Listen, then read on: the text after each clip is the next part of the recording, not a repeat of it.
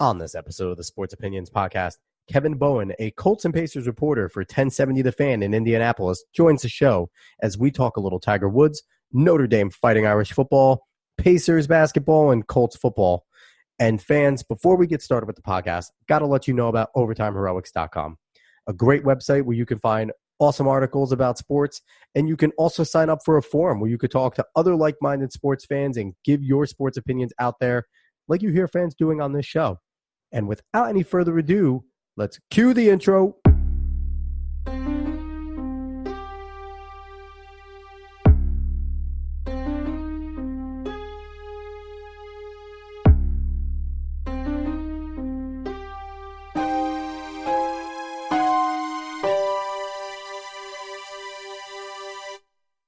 What's up, sports fans, and welcome to the Sports Opinions Podcast. I'm your host, as always, Alex Cuesta, and with me today from all the way out in Indianapolis, Indiana, Kevin Bowen, Colts and Pacers reporter for 1070 The Fan in Indianapolis. What's going on, Kevin? What's up, Alex? Thanks for having me on. Absolutely. Thanks for agreeing to come on, and I apologize to everyone listening ahead of time. I'm nasally. I might sniffle. I have a little bit of a cold, but that's not going to derail sports talk. It never has before, Kevin. I think people have talked with sniffles about sports. Is that true? I would say a lot of people have. So you're just fighting through it. You're honestly toughing it out right now. I do what I can. I took a little mini vacation down to visit my family in Jersey. I'm in Poughkeepsie, New York, and I was down by the shore where I came from, and the weather is just different, and every time I come back, it just messes me up. Should have known better, but it's worth it to go to the beach. I miss the beach. I was going to say, this time of year, totally worth it. Absolutely. So we're going to jump right into things, have some fun here. You revealed to me that you are a big Tiger Woods fan. Honestly, who the hell isn't a big Tiger Woods fan? If you're not a fan of Tiger Woods, then do you even golf? Tiger had his comeback, won his major. He's been golfing men's and men's lately. He hasn't been as dominant as he was when he won the major. He's had some good sparks, had some good holes, some good rounds since then, but nothing spectacular. You being a big Tiger fan, do you see anything that he has to prove anymore? Does he have to get over the hump and beat Jack, or has he come back and proven everything he's needed to? I mean, I'm sure there are always a few naysayers out there that he has to get over the hump, and that hump being 18 majors and winning 3 more and getting to Jack's record. But to me, it's incredibly impressive, the comeback that he's had, because, this is a guy that, mentally, who knows where he was at, and obviously physically, he looks like a crippled golfer at times. I mean, still even today, he certainly can't play the same schedule that he would like to play. I mean, he's only played, I think, one time outside of the majors since the Masters. So this is a guy that has had to really scale back a schedule. He has to wake up at the crack of dawn every morning, even if he's teeing up, in the afternoon, just to get prepared to play a round of 18 holes. So he's proven enough to me, but again, I have a very heavy bias in that argument. But what he did at the Masters and the ability to come back and win on that golf course again, in just a different way, not overpowering that golf course by any means. I thought that final round Sunday back in April was just almost a thinking man, working man's like round of golf on Sunday afternoon. Magic. Yeah, it was very methodical. I think you can kind of reference it to, maybe how we watched Tom Brady play quarterback, or even Peyton Manning play quarterback later on. You're an indie guy, and you're going to reference Brady and not Manning? Come on. Well, Manning is still the active quarterback, so I don't want to have too much biasy there. But yeah, it's incredible what he's done, and even if he hangs it up tomorrow, the career that he has had, yes, it'll be a lot of what ifs, but to me, it's still, by far the best golfer that I've seen, and I've been on this earth since 1989. Hey, so you're younger than me. I've been on since '88. So we both went through the same exact generation. Now, are you a golf fan outside of Tiger, or is it kind of Tiger's playing, I'm watching, no one else playing, don't care? No, I'm definitely a golf fan outside of Tiger. I mean, he pushes the needle for everyone, and he still pushes the needle for me. I mean, if he's playing in a tournament, it's appointment television Thursday through Sunday for me. But I mean, I definitely still watch the PGA Tour. I played high school golf. My brother works for Titleist. So I've been around the game a lot. Tiger is the reason I started playing golf when he won the 97 Masters. He just made it look fun and made it look like a sport where, you could show and kind of wear your emotions on your sleeve, which I'm not totally sure if, past generations necessarily had that. But yeah, I definitely still watch the game of golf and am a really avid fan. Did you know that playing golf in high school was going to help you on meetings in the real world and just being friends with people through golf like it is when you are a 29, 30-something-year-old person? Probably not as much to the extent that I'm now seeing it, but it's definitely been a great avenue to meet people, and it's certainly a great place to do business on the golf course. So now I'm kind of relegated to more of outings, but that's still any day outside of the office on the golf course is a major, major win. But back in high school, you always kind of heard older adults say, just wait, if you can keep on playing at the age of whatever, it's going to do well in your professional life. And I guess that never really fully resonated to me back then, but it certainly has today. Yeah, the scramble was invented for the meeting and the outing to make deals so that one person could be good at golf and everyone else can make deals and have fun. That is so true. So true. So, honestly, first thing I got to say is when you talk about the naysayers, I cannot see anybody, around our age, 29, 30, above, even 25 and above naysaying, because I don't know if you feel it. I'm not the athlete I once was. I ran track over at Marist College Division I. I was a decent athlete, obviously not elite class because I'm here doing a podcast and not playing a sport. But if you feel it after 25, so much more. And now you have Tiger, who is 10 years our senior. To do what he does, I can't sprain my ankle and walk right for the next 6 years. He gets like 9 surgeries, and he's out there winning a Masters. If you are the only people naysaying him are college kids or kids straight out of college that don't feel injuries. It's insane to naysay what he has ever done. I can never understand people that hate greatness. That's always been a pet peeve of mine, whether it's Tiger, honestly, anything like that. Yeah, I mean, honestly, it's just bitter older people that are like, Jack Nicklaus did this. Jack Nicklaus did that. Don't forget about the bear. The bear was amazing. Drink after the bear. Where's Tiger's drink? Exactly. Holding on to everything that Jack Nicklaus did back in the 70s and 80s. But, it is funny that you say that. I, nowadays, when I'm getting ready to play golf and I immediately wake up in the morning, I, think to myself, okay, did I wake up with any pain in my back or my neck? And I'm like, what am I doing? How old am I? That's the first thing that I think about. But that is legitimately what I think about nowadays. So again, I have the utmost appreciation for him and what he's done. Obviously, I'm not going to condone any of his off the course activities. And no, but he's human. He is a human.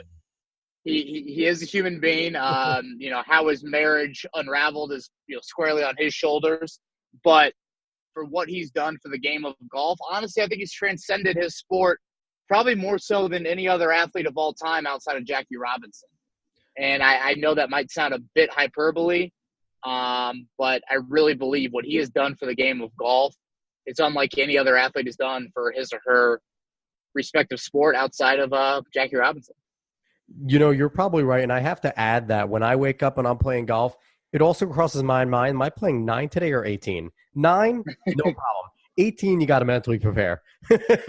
You do. It is a grind out there. and which, again, even makes it more impressive that golf is such a mental game. He can block out everything that has gone wrong with him. Personal life, physical nature, all of that stuff. And he was able to get it done, back in April. So to me, that is even just more I would rank what he did in April, up there with some of the more amazing athletic comeback achievements we've seen in any sport. And it would be on the Mount Rushmore, if you will, I think, of any sport in that realm. That's an absolute no-brainer. And I have to also definitely jump on when you said that he is definitely on par with Jackie Robinson, because let's look what he did historically. Historically, golf was a white rich man's game. Same thing as tennis and other sports, but that was the main one. Country clubs would not let black people, women, onto their clubs. And before Tiger Woods made it okay for anyone to come on, it was still a very controversial thing in the 90s when Tiger was playing over at Augusta and things like that. That was taboo. And he opened a bridge for Condoleezza Rice to be the first black woman in general, woman, black, both, to be able to have entry into that country club. So what he did for not only the world of sports, but for black people in sports and in society in general, is just, it cannot be equated by anyone besides probably Jackie Robinson. Yeah, obviously I could not agree more with that statement. I mean, certainly what he's done for minorities in the game of golf speaks volumes. Just the PGA Tour in general, what he's done to the purse value and how much money these guys currently make and the TV ratings that they get when Tiger's in the field, the galleries that they get at those events. I mean, it's second to none. Even nowadays, even when you go to tournaments anymore, it's not necessarily Tiger or the field like it was, a decade ago or a decade and a half ago. But if he's in the field, you're going to get a draw unlike any other, and you're going to get a TV rating unlike any other. So yeah, I mean, he what he has done with his look and the way he's played golf and the dominance that he's had golf, I mean, that's the closest thing I can think of to being kind of a total package for what the game of golf needed. Without a doubt. And quickly before we move on to the next topic, you're a golf fan. Is there another Tiger or anyone like him on the horizon? We went through Rory. We went through Day. We went through Rose. We went through guys like Schwartzel, Oosthuizen. Plenty of guys who have had their moments. And now Brooks Koepka only decides that golf even matters in a major. Any other time, he just kind of goes and pulls his muscles out and swings the club really hard and doesn't care. But is there anyone else out there that can have the dominance, not only in majors, but in the tournament? Because, I joke about Brooks Koepka, but that's what he does. He's a majors stud. But in other tournaments, for the first time in forever, I saw him on the top of a table in a tournament that wasn't a major. He just kind of doesn't play well or doesn't care about those. Is there somebody on the horizon that you see that could possibly have a chance of becoming anything like a Tiger? No, I mean, no one in that breath. I mean, I think Brooks Koepka has incredible talent and one day could win double-digit majors, but to have the longevity that Tiger has had, even with his injuries, and to win the amount of tournaments that he's had, I just can never see another golfer achieving that. Like you said, Koepka's very on or off, and certainly very off in non-major tournaments. So, I don't care. Maybe from a major standpoint, he will be able to, turn it on in those and win double-digit majors one day. But, he's never going to get to the number 81 or 80, whatever it is, PGA Tour events that Tiger has won in his career. So there are some really, really talented players on tour. There are some, just extraordinary talents on tour for sure. But when you're talking about the amount of records that Tiger's put up, and just the stats that you can have, the endless stats of his consistency, his ability to run away in tournaments, doing it at all different ages, all different types of courses. There will not be anyone like him in the game of golf. Now, speaking of legacy, you're a Notre Dame Fighting Irish fan for sports. That school has a legacy in athletics like very few in the United States or in general. One of the things that I see right now in Notre Dame in both basketball, football, is that they struggle with their high academic standard grabbing the type of player that you need to beat a Bama, to beat a Michigan, to beat Ohio State, to beat these big schools that C's get degrees and will help you not fail. Do you think that Notre Dame has a real chance at ever actually winning a national championship if they keep their academic standard where it is? I think they do. Sustaining that excellence is probably a different answer to the question, but I mean, they were in the playoffs last year. I know things didn't go very well against Clemson, but they were an undefeated team that was in the Final Four. So I don't think we can lose sight of that, just yet. Having said that, like I said, sustaining that excellence is very difficult in modern college football. And when you look at, or I should probably honestly say modern college athletics, but, when you look at a Rivals Top 100 list or whatever, Notre Dame can immediately cross off probably half that list. Well, yeah. Whether that be on their own end from the academic standards, or whether that be what, those other kids are looking for in their next path in college football. I mean, guys probably aren't looking at, is it a 4-year decision or a 40-year decision? Notre Dame's trying to pitch it's a 40-year decision, and that the NFL is not going to be there for everybody, and professional football certainly doesn't last past more than 10 to 15 years if you have an unbelievable NFL career. So I do think there is a chance for Notre Dame to win a national title in football, but to have the sort of runs that we've seen from Alabama and Clemson over the last 5 to 10 years, that's probably too much to ask. Now, I'm going to give you something twofold, a quick comment and then a question. First, when I think of recruiting with Notre Dame, I think they're only recruiting against one other school, and that's Stanford, because they're the only other school that really does it the same way as Notre Dame, where academia takes forefront and then the athlete comes. And you see Stanford in a similar predicament over in the Pac-12, that they have their high standards, and it is very difficult to compete against the other schools like the USCs and Oregon's over there. And secondly, is it time for them to join a conference with the playoff coming? Well, not the playoff coming, with the playoff here, because it is obvious that, yes, they had an undefeated schedule, but it was still difficult to get in with that undefeated schedule. There were a lot of arguments made by everyone that isn't a Notre Dame fan for why they shouldn't get in, because they didn't have the strength of that conference title. Is it time for them to join a Big Ten or something like that? I feel like the Big Ten is the most logical with all the rivalries there. But is it time for them to join a conference, or do you think they're just fine doing what they're doing? No, I think they're perfectly fine as is. When you look at the 13th game Alabama plays every year, it's against Division I AA, Chattanooga, or, insert FCS team here. And Notre Dame doesn't play FCS schools, just period. And so they might be lacking maybe one more high-end game. But if you look at their schedule this year, it's at Georgia, it's at Michigan, it's at USC, or I think it's at Stanford, it's home to USC. And like I said, they aren't playing any FCS teams. So I don't think that is an issue, the lack of playing a conference title. You're getting all these schools, whether it's Clemson or whether it's the SEC teams that all seemingly take a bye week in mid-November when they go out of conference to play that extra game, or you look at, Clemson or some of those ACC teams that front load their schedule with that game to maybe take care of any off-the-field issues that they have during the summer. I don't think that Notre Dame is lacking from not being in a conference. Yeah, I completely and totally hate the Division I AA game that the other big schools do. I'm a Florida State fan and also Rutgers. Rutgers obviously really can't do it because they're not that great, but Florida State does it all the time. And it infuriates me. And the people that love it go, well, you always have the Appalachian State every once in a while when they beat Michigan. I'm like, yeah, once every 20 years. What does that do for anybody? That doesn't help anyone in any way, shape, or form. So I hate the cream puff game. I lean more on the side of I would love Notre Dame to come into a conference just because I would love to see them. They already have these great rivalries, and I don't think they would lose some of the rivalries outside of the conference because they can create their out-of-conference schedules. But I just think it will be great to see especially like I said, the Big Ten is what I would choose. And I would just really enjoy seeing an awesome battle between them and an Ohio State in a conference championship game. I feel like the draw would be absolutely massive if you have them on that final weekend of college football.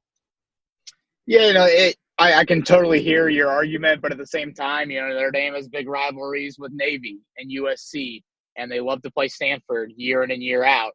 And from a national exposure standpoint, they like to do the Shamrock Series to get them around the country to all their alumni. And they started a series with Georgia, and they're going to have a series with Texas coming up. They're going to have a series with Alabama well down the road. I mean, they like to create that schedule. So I don't think they need the Big Ten. I don't think the Big Ten needs them. Them in Ohio State in a conference title game, sure, that would be fun, and that would draw a lot of eyes here in the Midwest and definitely nationally. But Notre Dame's schedule is plenty difficult enough to be right up there with really anyone else in the nation. So I don't see any need for them to join a conference. Now, before we go with a little more about Notre Dame, I did mention Rutgers. I have to mention a campaign that's going on, which I think you would feel is kind of cool. I think you also know, as every college football fan knows, Rutgers is the birthplace of college football. It's where the first game ever happened. There's a push by some people in Rutgers to bring college game day over to Rutgers during the Ohio State game when Ohio State comes to the birthplace. So I have to give a plug there.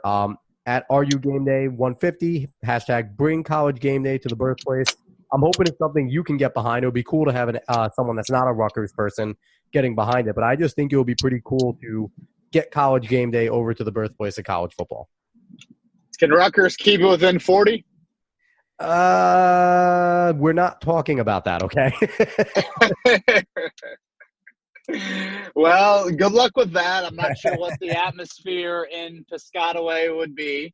But sure, why not? I'm all for college game day going to different sites. There it is. I love it. So last question about Notre Dame. We're going to stick specifically to football here. What is their season coming up going to be like? You mentioned their difficult schedule. Can they get back in the playoff? Can they run the table and go undefeated? Or have they lost too many moving parts in terms of graduation and stuff like that? No, I do think they've lost too many moving parts and just general depth. The skill group, there's an elite running back, there's an elite wideout, but things tend to drop off after that. They lost a lot of the linebacker position.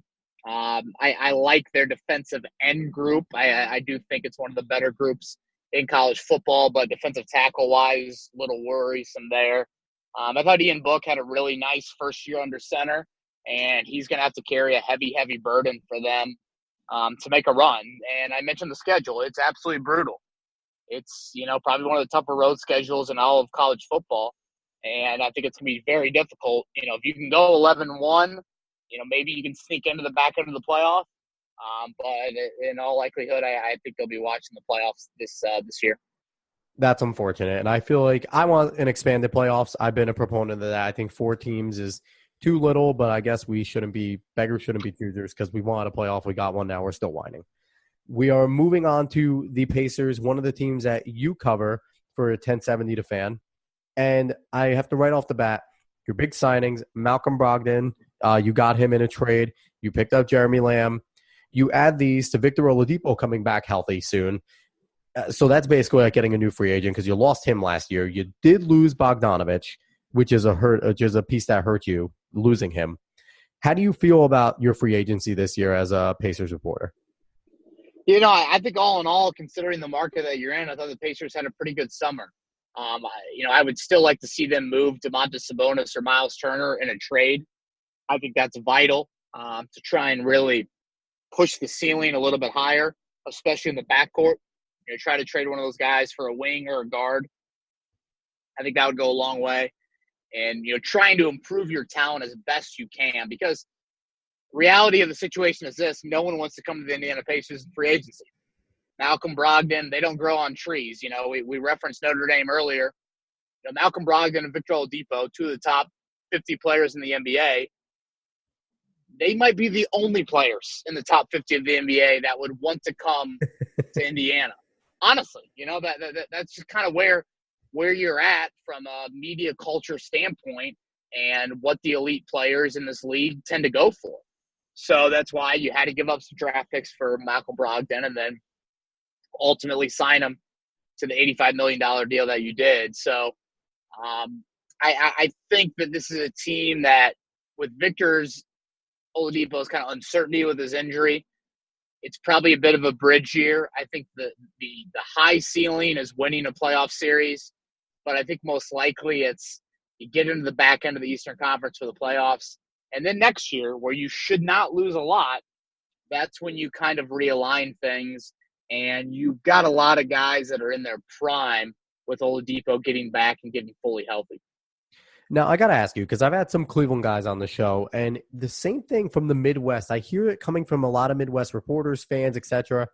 Nobody wants to play in the Midwest. The free agents, the big-time names, don't want to go to the Midwest. And there are some awesome sports towns in the Midwest. The fans, especially from some of the fans I've had on the podcast, some of the reporters who I know are also, if they weren't fans before having their job there, they became fans because they fell in love with the city, the fans, and everything else. What is up with the Midwest that people just don't want to go there? Well, I honestly think it's just the elite NBA talent. I mean, think about it. If you're a top 20 player in the NBA, you just got a big win, you're going to celebrate where There's got in to the be city of clubs. Cleveland and clubs, but the clubs are not the clubs that you see in New York or LA or Miami. It's just difficult when you're not a coastal city that has the waterfront or has the appeal of warm weather or has the appeal of some mega market that's going to attract a lot of brand recognition for you to establish, money outside of just what you're earning on a night in, night out basis for playing the NBA. So I think all of that factors into it as big reasons why. I mean, I know full well the Pacers tried to pursue some of the elite free agents this summer, but those guys just really didn't want to entertain the thought, I think, of playing in Indiana. I mean, there are a lot of positives to the city of Indianapolis, and unfortunately, those positives probably just don't equate to the same positives that, what those top 20, 25 players in the league are looking for. So all I'm hearing from you is we need to get Jay-Z and a few billionaires or whatever. Jay-Z needs to go make a 40-40 club in both Cleveland and Indy. And we need to get some billionaires in there to, kind of get on the beaches of the Great Lakes over there and just make them more appealing. That would solve a lot, wouldn't it? Yeah, sounds like that. If somehow you can get a lake or a beachfront in the state of Indiana, in central Indiana, that might lead to a few more free agents coming here. But priorities are just different for those guys. And I don't fault them. If I had millions of dollars and was 26 years old and single, I mean, who knows what I would be thinking about at that point of my career, especially from a marketability standpoint. When you think of, oh, wow, if I go to Indiana and we don't have a lot of team success, I can really quickly get lost, kind of lost in the weeds in terms of, elite NBA players. So I wish it were different because I think it'd be really fun to cover, some of the best, but they're going to have to, try and build a championship team in a much more, kind of self-made way through the draft and through some trades and see if that can get it done. So you may hate me a little, but I'm a Brooklyn Nets fan, so I'm really happy people don't want to go play in Indianapolis and come over to Brooklyn, and we got Kyrie and Kevin. So that makes me happy. Your plight and your struggle makes me happy. I was going to say, you should be loving it. You should be on Yelp right now putting negative reviews for the city of Indianapolis because everyone seemingly wants to go to Brooklyn. But, I mean, in all seriousness, it's how the NBA has kind of evolved. It's that with the cap situation and these players seemingly taking on fewer years in these contracts, they are getting more and more control. And that's just opening up the avenue for guys to team up and guys to kind of dictate where they are going. And I'm really nervous for the league. And I'm not just saying that from a small market reporter standpoint.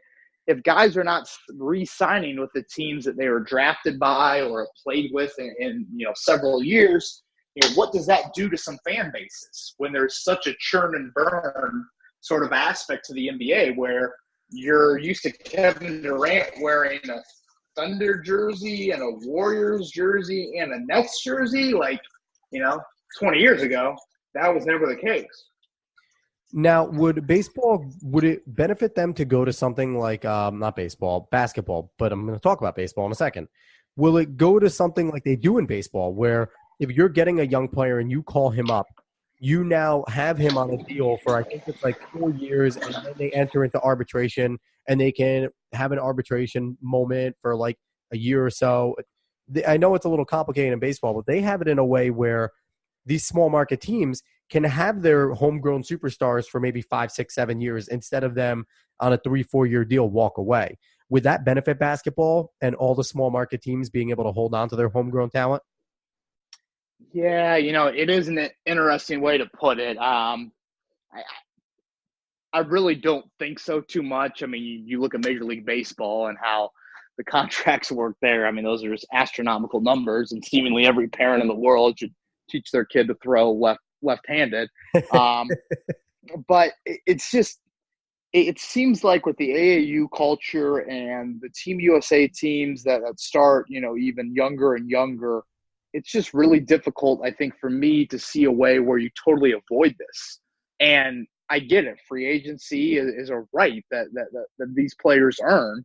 And if you're the owners around the league, you're going to do everything you can to simply try and build the best team possible. So I don't fault players. I don't fault owners. Players have no obligations to be staying with the team that drafted them. But I am really curious to see how fans react if there is this constant turnover. And it's happening here in Indiana as well. The Pacers came into the summer with 7 free agents. They didn't re-sign a single one of them. So it's not obviously getting the same exposure that it's getting elsewhere, but this sort of quickly turning players over and their stays in franchises, if they're longer than 2 or 3 years, that's almost a minor miracle.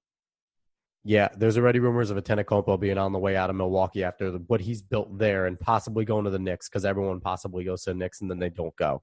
I have to ask you, Oladipo had his coming out party 2 years ago with the Pacers in the playoffs and looked like a bona fide superstar franchise player. After his stint in OKC, where he kind of just didn't fit into that team, it kind of looked like the Pacers were getting a reclamation project, and he ended up being great for them. Had his injury last year, is going to come back at some point. There's a little uncertainty to his health, but when he comes back, are we expecting that superstar scoring status again? Has he arrived as a superstar, or do we need to see a little more of it before we can crown him that? Oh, I think we definitely need to see more of it. And even before the injury, I mean, you had to start putting those seasons together. It's okay. You did it 1 year, unbelievable season that he had, most improved player in the league, 3rd team All-NBA, all that stuff is great. But the ability to do it year in and year out is what defines you as a superstar. And now, unfortunately, the injury situation is the elephant in the room that you can't ignore, because think about Victor Oladipo's game. The elite attribute in his game is what? It's athleticism. It's being one of the more athletic guards really in the NBA, because at 6'4", he can still play a little bigger. He doesn't have this dead-eye knockdown three-point shot, but yet he's able to be, play at a high level because of that explosive nature to his game. And that's why that is the concern I think you have with the injury and the knee and the quad tendon that he tore. It's, can he get all the way back? Because I don't think he's proven himself as a shooter enough in the league to show that he can be, all the way back, in the sense of, okay, the physical aspect is there. And then also, if he doesn't get all the way back, can he be a 42% three-point shooter in the league? That remains to be a question. So, hopefully, certainly for the Pacers' sake, he can get back to that level, because I do think him and Malcolm Brogdon can really coexist well. But it is definitely a question that I think is very looming, and we'll see if this season we get more of an answer on that, with Victor, possibly missing, maybe half the year. Well, if it makes Pacers fans feel any better, Russell Westbrook, who I think plays a similar style with the explosiveness, getting to the rim, using athleticism, being a smaller guy, has had some pretty bad injuries, and he has bounced back very well. He is still the same player he was before his injuries. So let's hope that Oladipo has that same thing for Pacers fans' sake, and I think he can, because technology and medical now is just so unbelievable, where guys that were ending their career off injuries are coming back and playing better than ever. So we shall see.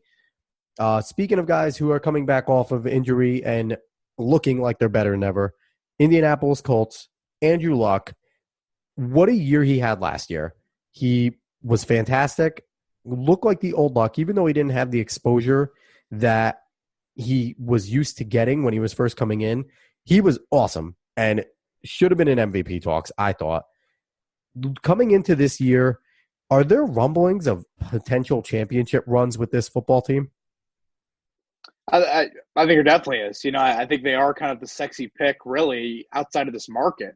When you aren't talking about the Patriots or the Saints or the Chiefs, it seems like a lot of people are on board with the Colts after what they showed last year, and the fact that they were able to, make the turnaround from 4 wins to 10 wins, win a road playoff game. Andrew Luck looks healthy. Frank Reich looks more than competent as the head coach. So I do think there is a lot of chatter there when you bring back 21 of 22 starters of a team that can possibly, be there in late January and early February. And I think that's now the next step for Luck. Injuries have hindered him. Certainly has not had the team around him that a guy like Russell Wilson has had in his career. But I think it is time for Andrew Luck to kind of ascend to be that player that we all thought he would be when he came out of Stanford back in 2012. Now, it seems like the curse of the Colts is even when they have good teams, they assemble lines that they think are going to be good and they play well, but they're never as elite as they think that, they should be. You see certain names and they always underachieve, it seems like. They played well at the end of last year. That line came together. And with that line coming together, the emergence of Marlon Mack happened. And he was a breath of fresh air for someone like Andrew Luck. He can catch out of the backfield. He runs the ball very hard. Is he going to be capable of being Andrew Luck's Joseph Adai, where he's never going to be the best running back in the league, but he is dynamic enough to make defenses take a step back and not just go to kill Andrew Luck every single play? I do think there is a chance for him to be that. And honestly, I think a big reason why is because what you have on the offensive line. I mean, it was a group that absolutely shocked really the NFL world last year for how bad the line has played in recent years to what they were able to show in 2018. I mean, Andrew Luck was sacked the least of any quarterback in the NFL. And that's been such a sore subject here in Indianapolis. And I thought Marlon Mack, from a rushing yards per game standpoint, he was a top 10 guy last year in the NFL. Now, like any running back, can you be durable? Can you be counted on week in and week out? I think that is a question that's still there. And he's only been in the league for 2 years. But I think running behind that line, the Colts feel really, really good about what they have in Mack. And, to call him a Joseph Adai, that's high praise. I know Adai's career was certainly cut short, but this is a guy that was an exceptional receiver out of the backfield. Yep. He was a huge part of them winning the Super Bowl in 2006. I don't know if Marlon Mack is there yet, but I think the Colts view him as a guy that can play winning football enough to get on a Super Bowl run. Yeah, Marlon Mack is definitely talented. And, I see a lot of Joseph Adai and Marlon Mack. That's why I compared it. I see no one – I think if you didn't really watch Joseph Adai and you were only paying attention to Peyton, you don't realize how hard he was able to hit holes and run the football and also catch the ball very well out of the backfield. And I see a lot of that from Marlon Mack where, he came out last year because social media blew up a lot of his runs and things he did, but he's still under the radar. He's big in fantasy, but if you're not playing fantasy, you're not 100% paying attention to who he is. So I really see that sneakiness out of Marlon Mack that Joseph Adai had. Now with Andrew Luck, can he be the best quarterback in football this year? I know Tom Brady, everyone talks about him diminishing. He will never diminish until he's done playing. That's when Tom Brady's going to diminish his talents. And then you have, a lot of other great quarterbacks. Russell Wilson, I'm not a huge fan of. I just can't deny that he's good. I think he's a little overrated. Can't deny that he's good, though. There are so many good quarterbacks. Can Andrew Luck outshine all of them this year and finally take that mantle place that he should have taken 5 years ago? I think for the Colts to reach those expectations I mentioned earlier, he has to get to that level. I think Andrew Luck, I'm not going to sit here at all and say that he's underperformed in his career. I think that the buildings of a team around him have been extremely underwhelming. But you would think by the 8th season in Andrew Luck's career, he would have had an MVP caliber season. And I'm not sure if he's had that yet. I don't think we've gotten into late December and really thought about Luck as being one of the top 2 or 3 MVP candidates still left. So I do think things are in place. The fact that he's healthy, the fact that he's in Frank Reich's system for another year, the Colts went out and put a lot of resources into the receiver position to help support T.Y. Hilton. You bring back your starting offensive line for probably the first time in Luck's career. And I think all those things are big, big reasons why Luck can and should be there late in the season in the MVP race. So I do expect him to be in that running. The Colts play a tougher schedule this year, but I don't think so much on the defensive side of the football. I think it's more just with some of their opposing quarterbacks that they play. But like I said, I think for the Colts to achieve the lofty expectations they have internally and a lot of people have externally, Andrew Luck has got to be at an MVP level. Now, a thing in the division, a shift in the AFC South. Nick Foles comes down to Jacksonville, where they had playoff hopes last year and it shattered and burned. He's a Super Bowl winning quarterback. I've never been super high on Nick Foles, but he does bring that pedigree down to Jacksonville. Deshaun Watson, when healthy, is extremely dynamic. Is the Colts' road extremely tough this year? Is the AFC South being looked down upon when secretly, even the Titans are a decent team? Secretly, if you aren't a 10-win team, you're not getting into the playoffs in this division. Is that something you see? Honestly, I think it's one of the more competitive divisions in football. And from top to bottom, I think there might not be a division with more parity than the AFC South. And some people might call that hyperbole a bit, but I honestly think that's how it is. If I were ranking the division, I'd probably put the Titans in second. It was just 2 years ago that they went into Kansas City and won a road playoff game. Yep. And they were, it came down to the final game of the season last year for the Colts to beat the Titans and get in the playoffs. So I kind of like what Tennessee did this summer. I feel like we're forgetting about them a bit. Don't like what Houston did or the lack of resources they invested on their offensive line or in their secondary. I think they're really riding Deshaun Watson's coattails big time, and some of those stars are getting up there in age. Jacksonville, to me, is so intriguing. As you said, the whole Nick Foles thing is going to be fascinating to watch. If he can be just a reliable, consistent guy to help out one of the best, or at least the most talented defenses in the NFL. So I think top to bottom, again, it is one of the most competitive, if not the most competitive divisions in football. And I could easily see at least two of these teams being in the playoffs, if not three.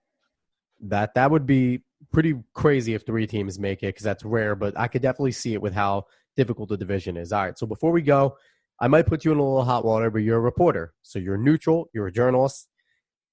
Who is your Super Bowl representatives from the AFC and NFC, and who wins it? Be careful with this question. Oh, boy. This is dangerous. You are correct on that. Well, is Tyreek Hill playing the whole season? I think he's going to, because it looks like everything's coming out in his favor. If Tyreek Hill plays the whole season, then I'm going to go with the Chiefs. I think Kansas City will represent the AFC. The NFC, I think, is so up in the air. I do not have a great grasp on, can the Saints continue to get to that final stage, and then seemingly something crazy happens in the playoffs every year to them. How do the Rams bounce back from, just kind of a tapered off offensive performance late in the season? I still think Green Bay and Seattle, I know two quarterbacks have been there and have won at the highest level. So for the NFC,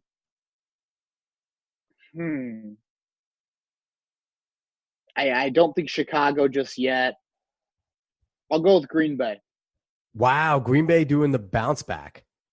I like it. That's a big bounce back, and I probably have too many eggs in the Aaron Rodgers basket, but so I will go. I will go with yeah, exactly. I will go with Packers and Chiefs down in Miami. I believe that's where the Super Bowl is. I think that's where it is. They need to stop playing it anywhere but beautiful. They should just do it in Hawaii every year and just end the entire city, everything. No. Screw the Pro Bowl. Just do the Super Bowl in Hawaii. Just make it beautiful every year. Who cares? But, sign me up for that. But, I have the Chiefs as well in the AFC, and it scares me because this reminds me of years ago when Ohio State was just this juggernaut team. Everyone had them going undefeated, and basically Deion Sanders high-stepping into the college championship, and they floundered, and they were just an average football team. So the Chiefs are my pick, but I feel like that we can have a crash and burn there with Patty Mahomes in his true sophomore season. But you mentioned the Bears. I have the Bears coming out of the NFC, and I have the Bears winning it all. Nice. Wow. I love defense, and I think that Bears defense is going to be absolutely stifling. If Matt can stay healthy all year, he is going to be the first true defensive MVP we've had in a long time, because we just love giving it to offensive players because, we love offense now. But I just think that Mitch Trubisky is that good enough quarterback that he's not going to lose you many games, and he's going to be good enough to win you a championship. And that defense is just going to be smothering. So that's my pick. Bears, Chiefs, Bears winning it all. So there we go. And I've said this on another podcast. I'm sticking with it until the Bears are like 1-6, and then I'll have to suck it up. Well, I certainly respect you going out on a limb. I can't go out on that limb with you just yet. Well, you said Packers, so that's a limb. Well, yeah. I guess, again, I'm on the opposite end of the NFC tree in terms of the limb that I'm going out on. But to me, I'd rather go – I know the defense wins championships is a saying that we hear often, especially in the NFL, but I'm going to ride with a quarterback over a bit of an unproven quarterback versus a defense that has a ton of talent, but I still am not just totally sold on the Bears just yet. And both you and I are probably in the minority with those NFC picks, so we'll see if either of those come to fruition here in about 5 or 6 months. Probably, and I really love the Patriots fatigue that both you and I have, and I'm really happy you didn't pick them. We're probably both wrong because the Patriots will probably both be there again. So, with that, I love your Patriots fatigue and hate, and I also love this podcast. Kevin, this was lots of fun, man. I enjoyed it, Alex. Thanks for having me on. Absolutely. That was Kevin Bowen. He is a Colts and Pacers reporter for 1070 The Fan over in Indianapolis, Indiana, the beautiful Midwest. Free agents go play there. Any social media plugs that you want to give out? Sure. It's kbowen1070 on Twitter. You can find me over there. And then 1075thefan.com is where all my written content is as well. So hit me up on Twitter, shoot me a DM, and would love to have some more followers from the New York area. Without a doubt. And again, I'm Alex Cuesta, host of the Sports Opinions podcast. Find me personally at @A_Cuesta30 on both Twitter and Instagram. Find Sports Opinions on Twitter at SportsOpinion30, Instagram, SportsOpinions30. Search for it on Facebook and you'll find it. And you can find the podcast anywhere where you can find a podcast: Spotify, iHeartRadio, Apple Podcasts, Google Play Music. Anywhere you listen to it, you will find it. Again, this was the Sports Opinions podcast. Everybody, have a good one.